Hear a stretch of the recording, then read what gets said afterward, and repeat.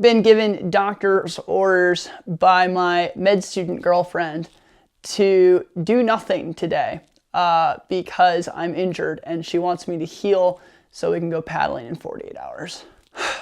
I've been putting off for a long time talking about getting hurt, recovering, and that sort of thing. And I look back to, when I got into boating in like 2006 or something, and it used to be that we never talked about being afraid.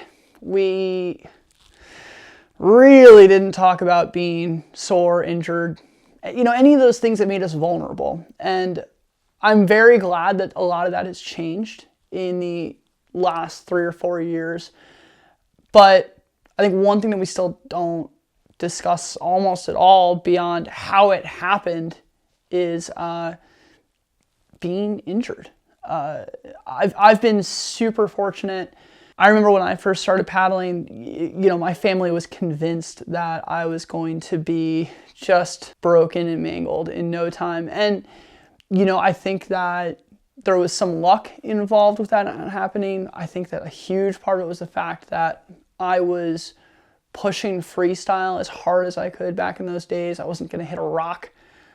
But eventually, either because you're doing something that's low impact a lot, or you're doing something that's inherently risky a lot, or you're like me and you're pushing into your mid-30s now, you're gonna get hurt. There are things that you can do to mitigate this. Strength training, conditioning, stretching, all those obvious athletic things. Drinking water for me is huge. I usually run laps and laps and laps whatever I'm at. And if I don't hydrate, I pull a muscle. But in my kayaking career, my chipped tooth is really the worst injury I've ever had. However, those of you in the Northeast will remember 2 years ago now when Beaverfest almost didn't happen because I almost died. So I had an accident on the job. My back, for lack of a better word, exploded, and I collapsed the lung and was a tough guy about it and almost died. So the first thing I would tell you is if you do get hurt, go to the doctor. I know for a lot of European viewers this will make no sense, but in America it's a really big thing.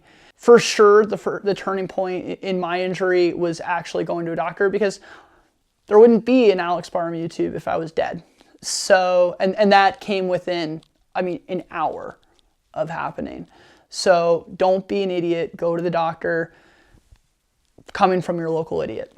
The back end, one of the things I found really hard to deal with was getting solid advice on recovering. I wasn't getting listen to your body, or, you can do this. They didn't want me lifting as much as a gallon of milk for a year. That was all I could get out of any doctor.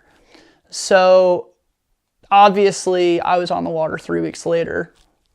I was super fortunate to find a paddler when I did go out for my first day, who is a medical professional, a professor, and was willing to make an investment in making sure that I recovered. So the best thing I can say is find that person, whoever it may be, in the medical profession that can help you get back. Beyond that, you're gonna have to listen to them, listen to your body, and just see where your limits are without pushing them. The hardest part for me for the last 2 years as I've dealt with this has been just the mental thing. Like, walking away from drops is miserable, especially with the pressure I feel to bring, my best forward and push this gear to the max. I find myself constantly walking away. I've spent a lot of time on the Moose just because I would explode on bigger things, I feel like. And right when I think I'm done, I'm back in. It's super frustrating. But my hope is that by making myself vulnerable, that I can make somebody else who's in a similar situation just dig a little deeper, bear through the frustration and the pain and the misery, and just remember there's a backside to it. So when I couldn't do anything else, I paddled flat water. When I could paddle flat water, I started stretching. When I could stretch, I started resistance bands. I did incrementalism to get myself back.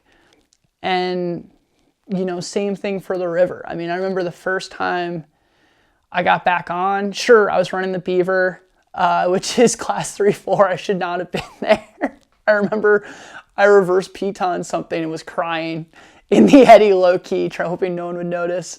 So don't do that. But,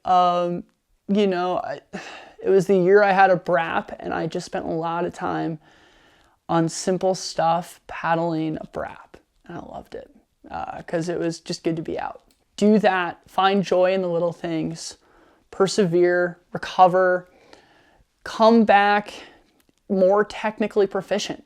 You can't do the things that you used to do as hard, but you'll be able to do more if you can land that drop softly, if you can put less damage on your body.